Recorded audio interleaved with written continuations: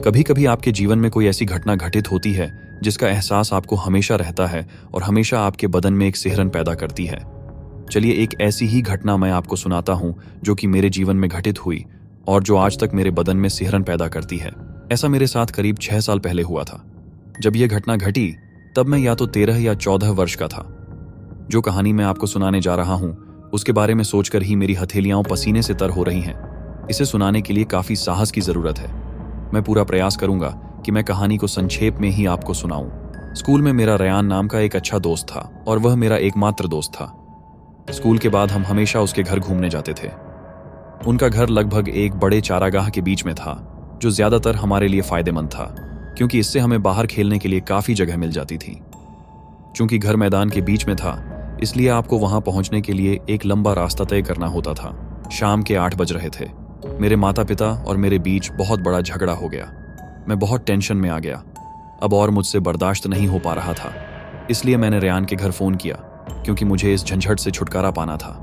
उन्होंने फोन उठाया और मेरी बात सुनकर आश्चर्यचकित रह गए क्योंकि उस वक्त मैं बच्चा था। लेकिन मेरी कहानी सुनने के बाद उन्होंने कहा कि मैं उनके घर आ सकता हूं। हालांकि उन्होंने कहा कि वह रात के 9 बजे तक फुटबॉल प्रैक्टिस के लिए बाहर रहेंगे, इसलिए मुझे उनका इंतजार करना होगा। मैं उनकी इस बात पर अग्री हो गया। मेरी यह एक गलती थी कि मैं रात में उसके घर की तरफ चल दिया और उस वक्त अंधेरा भी काफी था। अंधेरे से कोई फर्क नहीं पड़ता था, लेकिन उसके घर तक जाने वाली सड़क मुझे बिल्कुल पसंद नहीं थी। इसका लहरदार पैटर्न कभी कभी मुझे बीमार कर देता था, खासकर अगर मैं कार में होता था। लेकिन अब वो बात नहीं थी। मैं अपनी बाइक पर था। हालांकि इस कहानी का परेशान करने वाला हिस्सा इस सड़क पर नहीं घटित होगा। यह तब होगा जब मैं घर पहुंच जाऊंगा। जब मैं रेयान के घर पहुंच गया तो मैंने अपनी बाइक उसके खाली गैराज के किनारे खड़ी कर दी। मैं सामने बरामदे तक गया और दरवाजे पर पहुंचकर घंटी बजाई।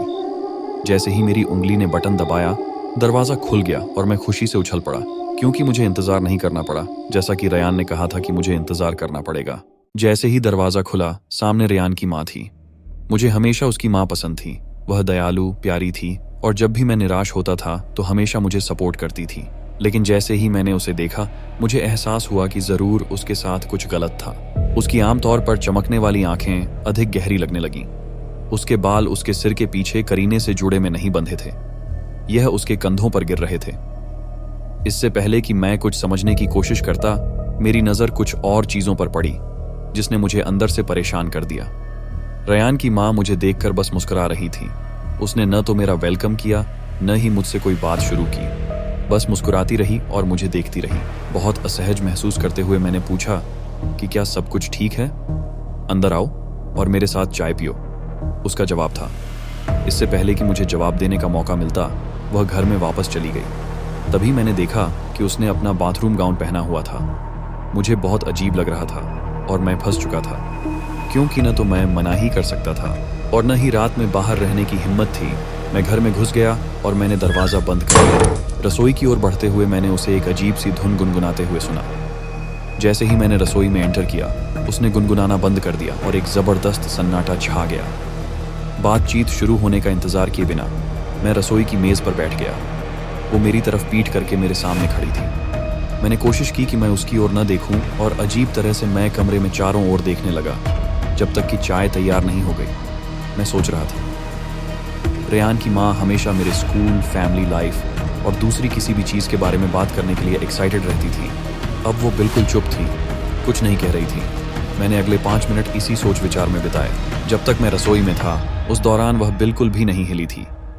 उसकी पीठ मेरी ओर होने से मैं देख सकता था कि उसके हाथ उसके कंधों से नीचे लटक रहे थे।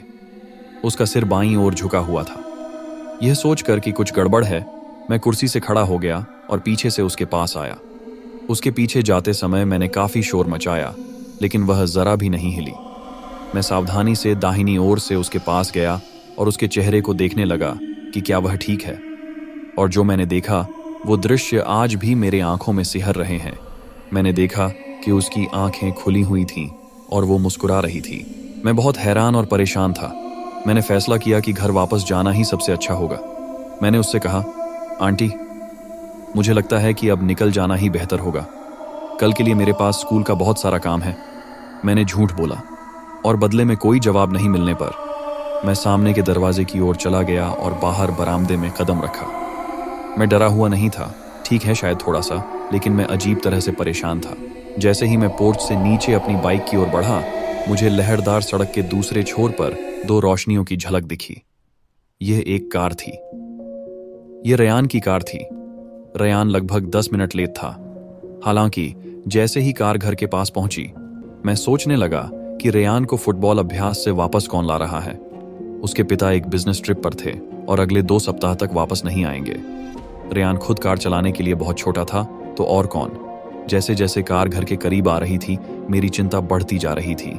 रेयान को वापस कौन ला रहा था। कार गैरेज में जाकर रुकी।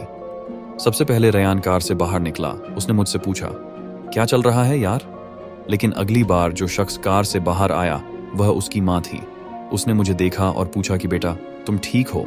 मैंने कहा हाँ आंटी, मैं ठीक हूँ।